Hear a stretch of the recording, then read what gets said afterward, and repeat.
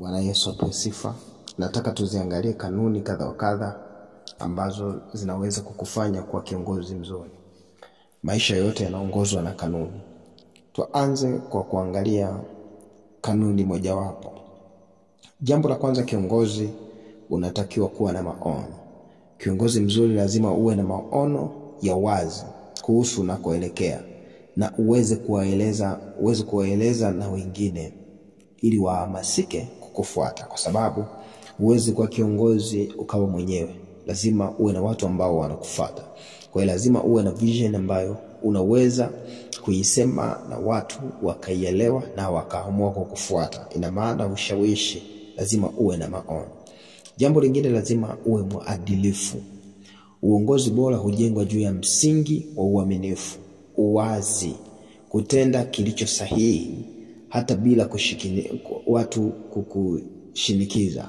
Hili ni jambo mojawapo ambalo kiongozi unatakiwa uwe nalo. Unahitaji kuwa mwadilifu, unahitaji uwe mwaminifu. Kiongozi ambaye unakuwa mdhaifu kwenye baadhi ya mambo inakuondolea baadhi ya asilimia kutokuaminika na kutokuwa kiongozi mzuri. Jambo lingine kiongozi ambacho unatakiwa kuwa nacho, kujitolea na nidhamu.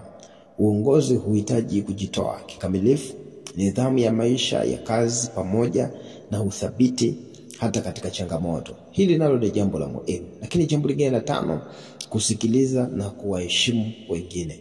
Kiongozi mzuri husikiliza maono ya wengine, anaheshimu tofauti za watu, hutafuta suluhisho la pamoja. Jambo lingine, kiongozi uwe na uwezo wa maamuzi. Lazima uwe na uwezo wa kufanya maamuzi kwa busara, kwa haraka inapobidi na kwa kuzingatia maslahi ya wengi. Hiki nacho ni kitu cha muhimu sana ambacho mtu kama unahitaji kuwa kiongozi mzuri lazima uwe nacho. Jambo lingine la 7, kuongoza kwa mfano. Kiongozi mzuri huonyesha mfano kwa matendo ya maisha yake, huwa somo kwa wengine. Wengine wanajifunza tu kutokana na aina ya maisha unayoishi au lugha unayoisema. Jambo la 8, kujifunza na kukubali mabadiliko. Kiongozi huendelea kujifunza kila wakati na huchukua mabadiliko kama fursa ambayo imetokea mbele. Jambo lingine, tengeneza timu yako. Uongozi si kazi ya mtu mmoja. Kiongozi mzuri hujenga timu imara na huwapa watu nafasi ya kukuza vipaji vyao.